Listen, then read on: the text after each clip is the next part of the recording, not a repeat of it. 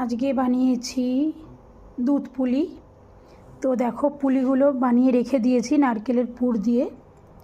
3 থালা বানিয়েছি, অনেকগুলোই হয়েছে সবাইকে দেবো বলে। এই যে দুধ পুলির দুধ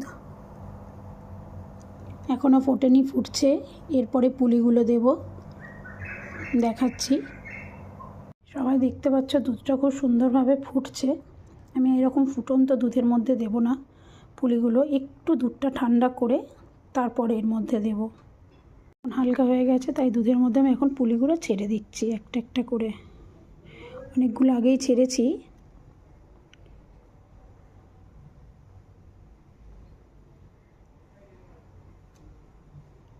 দেখতেই পাচ্ছ এবার আমার পিঠেগুলো খুব সুন্দরভাবে কী হচ্ছে, ফুটছে।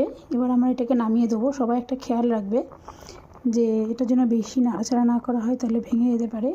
আমার যেহেতু বেশি হয়ে গেছিলো আমি 2টো পাত্রে ভাগ করে নিয়েছি, তো দুটোই খুব সুন্দরভাবে ফুটছে।